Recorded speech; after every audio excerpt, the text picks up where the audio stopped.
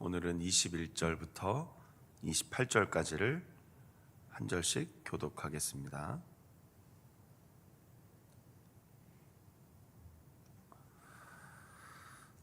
찾으신 줄 알고 한 절씩 교독하겠습니다. 제가 먼저 읽겠습니다. 예수께서 거기서 나가사 두로와 시돈 지방으로 들어가시니 가나안 여자 하나 소리 질러 주 다윗의 자손이여 나를 불쌍히 여기소서.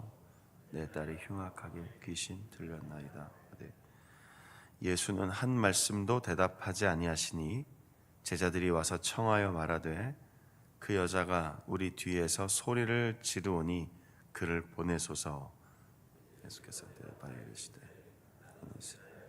어린 양 왜 다른 데로 보내심을 받지 아니하였노라 하시니 여자가 와서 예수께 절하며 이르되 주여 저를 도우소서. 대답하여 이르시되 자녀들이 떡을 쳐 그들에게 던짐이 마땅하지 아니하니 여자가 이르되 주여 올소이다마는 개들도 제 주인의 상에서 떨어지는 부스러기를 먹나이다 하니 이에 예수께서 대답하여 이르시되 여자여 내 믿음이 크도다. 내 소원대로 되리라 하시니 그때로부터 그의 딸이 나으니라. 아멘.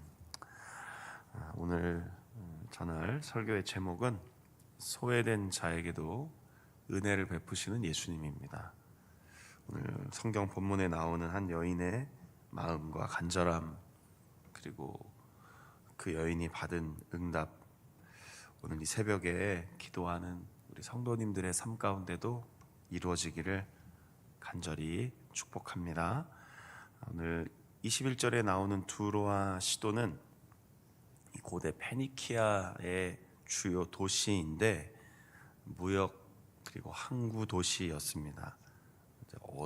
어디에서 가장 좀 많이 등장하냐면요, 구약 성경의 열왕기 상하의 시대에 보면 특별히 엘리야 선지자가 활동할 때 가장 북이스라엘을 영적으로 타락시켰던 이세벨 여왕의 고향이기도 합니다. 그래서 이 두로와 시돈은 성경에서 주로 우상 숭배 그리고 이방의 상징적인 도시였습니다. 그래서 대부분의 선지자들이 교만하여 우상 숭배로 인해 심판을 받을 것이다 예언도 했고 또 심판도 받았던 도시였습니다. 그런데 예수님이 복음을 전하시면서 두로와 시돈 지방으로 들어가시는 겁니다. 성경에 보면 예수님이 사마리아 지역도 들어가시죠.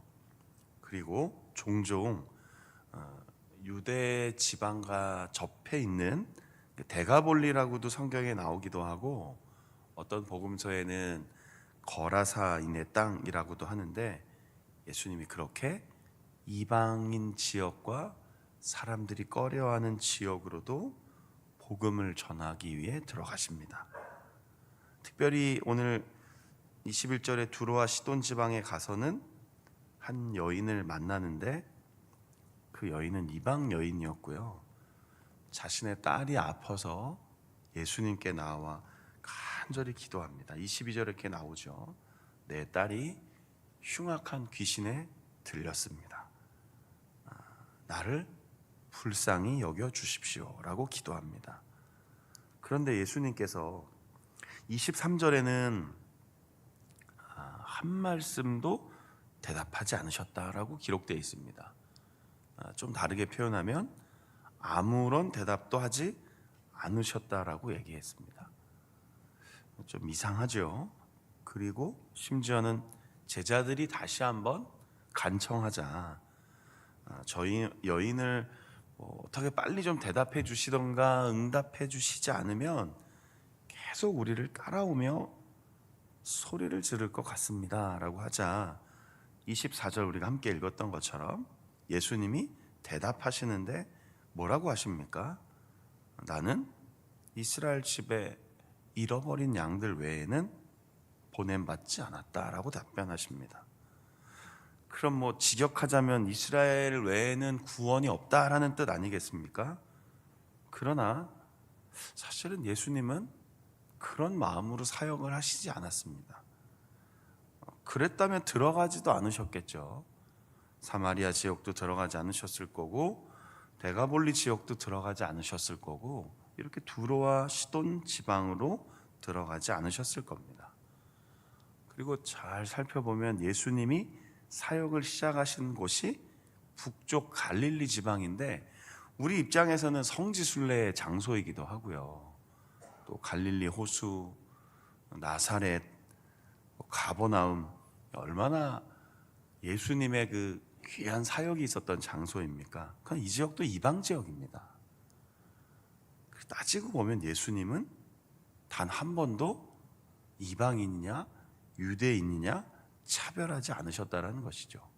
그럼 도대체 이 24절은 무슨 의미인가? 이렇게 이해하시면 좋을 것 같습니다.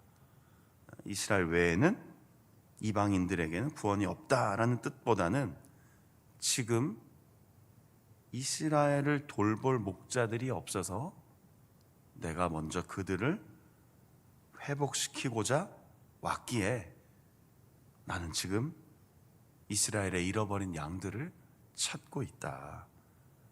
그것이 내가 먼저 이 땅에 온 이유이다. 이렇게 이해하시면 훨씬 좋을 것 같습니다.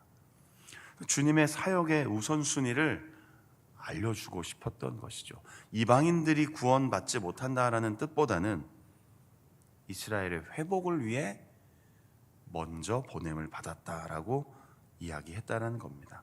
그러니까 이 예수님의 의도를 조금만 더 이해하면 결국 이스라엘의 회복은 그 목적이 어디 있다라는 겁니까?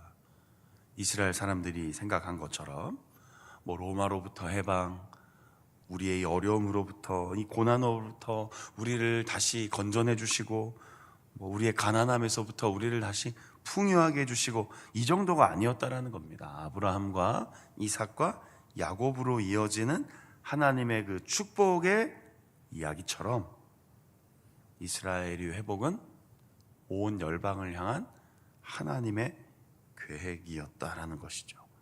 복의 통로로 삼아서 이스라엘을 회복시킨 후에 그들이 다시 이방과 열방으로 나아가 하나님의 뜻을 전하고 교회를 세우고 하나님 나라를 회복시키게 하시는 것이 예수님이 이 땅에 오신 이유이기도 했다라는 것입니다. 이것을 우리의 삶에 적용하면 이렇게 설명하면 좋을 것 같습니다. 우리도 복을 너무 근시안 쪽으로 적용하고 기도하며 살고 있지는 않은가? 혹시 우리 기도의 대부분은 나, 우리 집, 우리 아이들 여기에 머물러 있지는 않은가? 어떠십니까? 물론 저희들이 새벽 기도회나 또 오늘 저녁에 모이는 금요 기도회 같을 때 제가 기도의 제목을 여러 번 드리긴 합니다. 군을 위해서도, 나라를 위해서도, 또 심지어는 북한과 세계 선교를 하나님 우리에게 마지막 시대적 사명으로 주셨으니 그 길이 열리게 하옵소서라고 기도합니다. 대한민국의 청년들, 청소년들을 위해, 군 장병들을 위해 분명히 우린 기도합니다. 그런데 한번 생각해 보자라는 겁니다. 이스라엘을 회복시켜서 그들이 열방으로 나아가게 하시려고 했던 하나님의 계획을 우리가 잘 안다면 우리의 기도와 우리의 삶의 자세와 우리의 삶의 목적이 지금 어디까지 보고 있는가 한번 살펴보자는 거죠. 말은 그렇게 하나 우리의 심령, 우리의 심정 안에는 지극히 근시안적인 복의 개념으로 살고 있지 않은가. 한 번씩 이따금씩 어려운 이웃도 도와주고 봉사활동도 하면서 구제 헌금도 하면서 충분히 우리는 잘하고 있다라고 생각하지는 않는가. 이스라엘의 회복은 그렇게까지 넓게 하나님이 정해 주셨던 겁니다. 그래서 사복음서가 지나간 후에 나오는 사도행전을 보면 하나님이 어디까지 이스라엘 사람들을 보내고자 하셨고 그리스도의 증인들이 어디까지 나가라고 했는지 우리는 정확하게 알고 있는 겁니다. 땅 끝입니다. 더 이상 갈 수 없는 데까지 가라는 거였습니다. 그럼 왜요? 단순히 우리 지경을 넓혀주시는 그게 아닌 거죠. 우리의 땅이 넓어지고 우리의 소유가 많아지는 게 아니라 아직도 잃어버린 자들이 많은 곳으로 가서 우리가 받은 은혜를, 우리가 받은 구원의 기쁨을 알리고 전하라는 거였습니다. 그러니까 우리 가정, 우리 교회를 넘어가야 한다는 것이죠. 그게 어쩌면 예수님이 나는 이스라엘의 집에 잃어버린 양을 찾으러 왔다는 것에 담긴 큰 의미였던 것입니다. 단순히 여인의 마음을 아프게 하고 이 여인의 간절한 호소와 부르짖음을 외면하려고 하신 게 아니라 지금 함께 따라오는 제자들과 예수님이 가는 곳마다 모였던 유대인들에게 분명한 메시지를 전해주신 겁니다.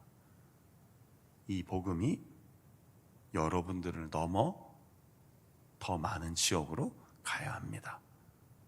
어쩌면 우리에게도 주시는 중요한 사명인 것 같습니다.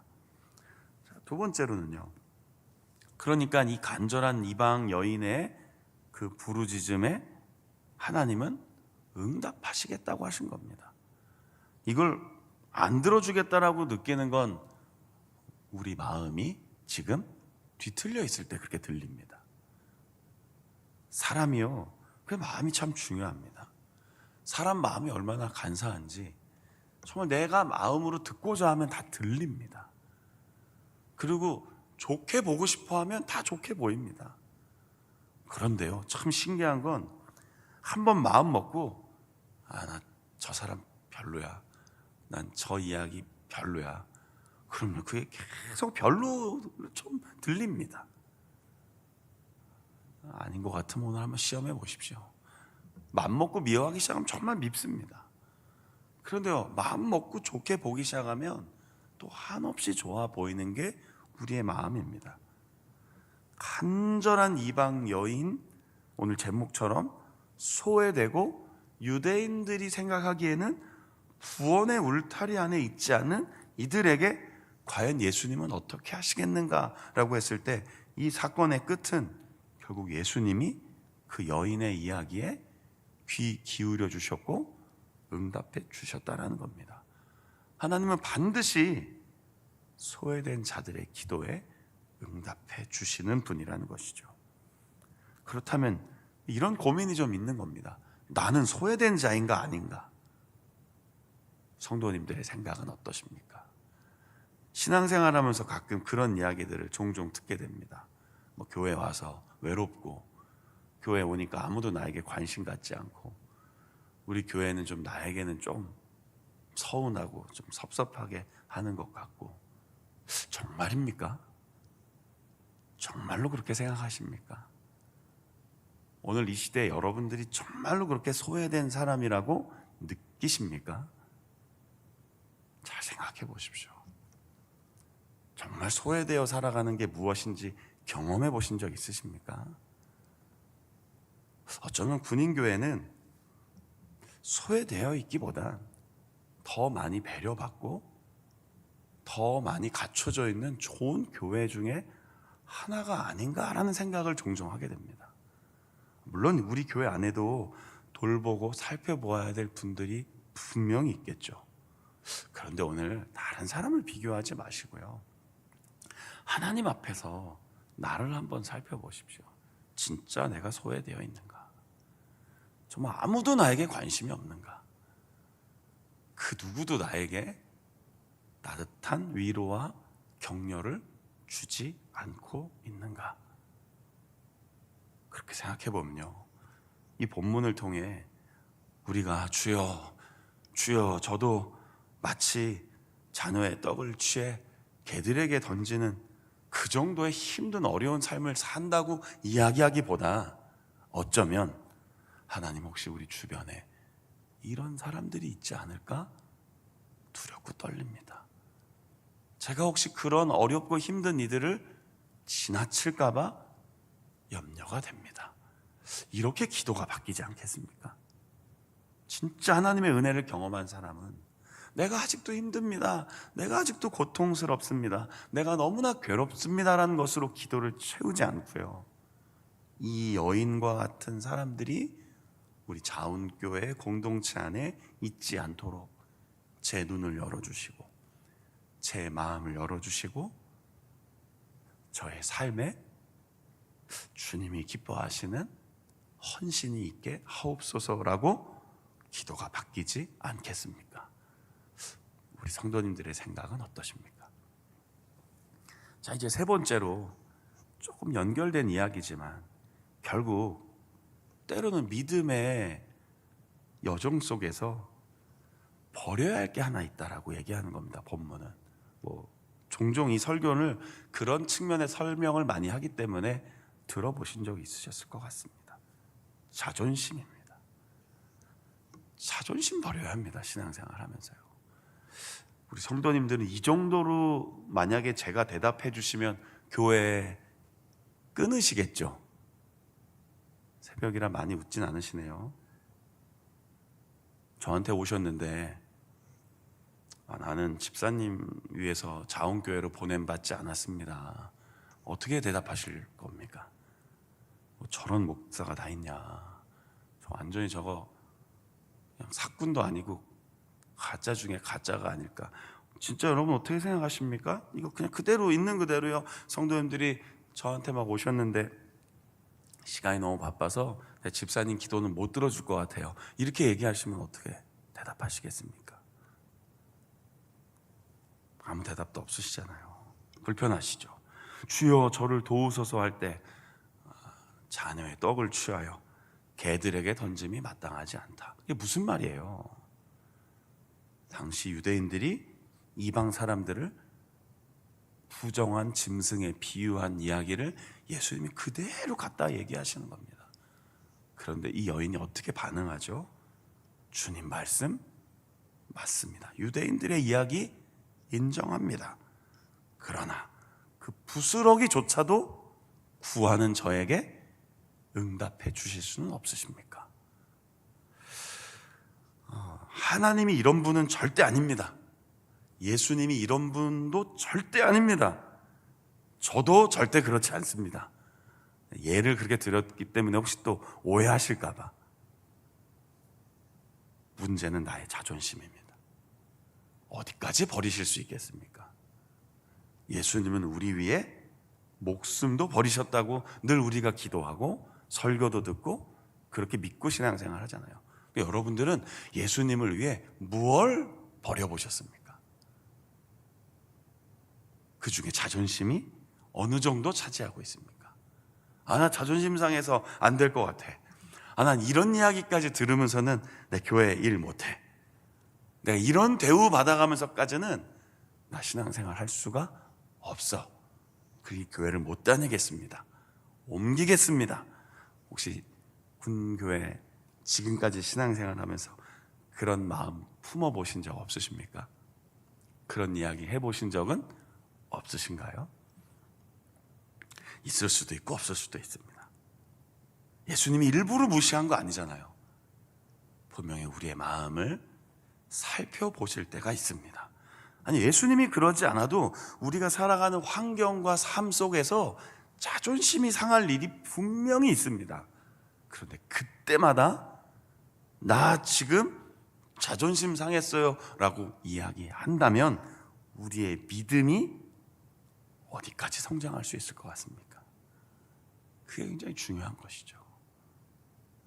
예수님은 그 수치와 그 부끄러움까지도 우리 위에 감당하셨는데 우리는 가끔은 너무 내 자존심 때문에 교회 안에서 내 하고 싶은 이야기, 표정, 생각, 마음을 다 드러냅니다.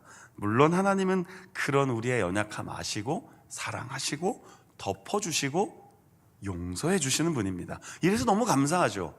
근데 문제는 하나님과의 관계를 근거로 이웃과의 관계, 교우들과의 관계를 한번 떠올려 보십시오. 과연 이 여인의 모습처럼 끝까지, 그래서 결국에는 참 너의 믿음이 크구나, 너의 믿음의 견딤이 참 크다. 그런 마음까지도 견딜 만큼 그렇게 간절하구나. 그런 이야기를 우리가 들어봤을까? 들을 수 있는 믿음의 사람인가? 오늘 한번 생각해 보시면 좋겠습니다. 나 자신을 놓고요. 그리고 그때 그 여인의 딸이 낳았다는 것은 굉장히 의미 있는 이야기입니다. 뭐 그렇지 않아도 우리의 기도에 응답해 주실 겁니다.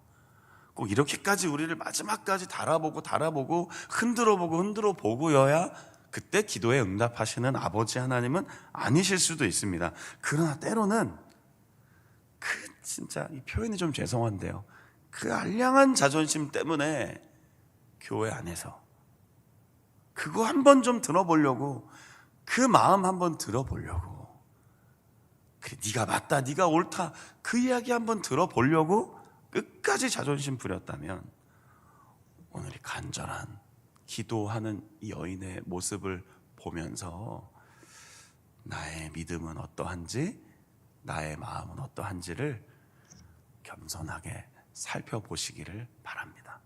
설교를 좀 길게 하는 것 같은데 이제 마치면서, 오늘 결국 주제는 소외된 자에게 예수님의 은혜를 베푸신다는 것입니다.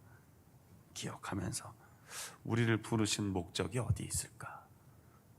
내가 정말 소외된 사람인가? 그리고 내 자존심은 어디까지인가? 한번 오늘 말씀 묵상하면서 기도하면서 오늘 이 하루 예수님이 인정하시는 믿음이 있구나, 참 믿음이 크다라고 하는 그런 좋은 그리스도인으로 오늘 금요일 하루를 믿음으로 살아가시기를 축복합니다. 그리고 나가셔서 오늘 일터에 가셔서 삶의 현장에 나가셔서 많은 사람들에게 이 하나님의 은혜를 전하며 승리하시는 좋은 하루 보내시기를 예수님의 이름으로 축원합니다. 아멘. 기도하겠습니다. 주님, 함께 나누고 또 함께 설명을 듣고 함께 생각해 본 오늘 이 주제를 떠올리며 오늘 하루를 살게 하옵소서. 하나님의 은혜로 살고 있는 우리의 삶입니다. 하나님의 도우심으로 살고 있는 믿음의 삶입니다. 우리를 도와주옵소서. 그리고 우리를 긍휼히 여기셔서 혹시 오늘 말씀 나눈 속에 담겨있는 이 이야기들이 나의 이야기라면 돌이키고 또 회복되게 하시고, 때로는 자존심도 버릴 수 있게 하시고, 무엇보다 나를 통하여 하나님이 이루고자 하시는 그 귀한 일, 그 사명, 그 소중한 일들 잘 감당할 수 있도록 은혜를 내려 주옵소서. 이 새벽에 간절히 기도하는 우리의 기도에 응답해 주실 것을 믿습니다. 좋으신 아버지 하나님이십니다. 그런데 하나님, 그 좋으신 하나님 아버지의 마음으로 살게 하옵소서. 그 아버지만큼의 그 사랑과 긍휼을 우리가 다 따를 수는 없지만 하나님을 닮아가며, 주님 닮아가며 그런 모습으로 우리의 삶의 자리에서 살아갈 수 있도록 은혜를 베풀어 주옵소서. 우리와 함께 하시며 우리의 기도에 응답하시며 우리와 늘 동행해 주시는 예수님 이름으로 감사하며 기도드립니다. 아멘. 주기도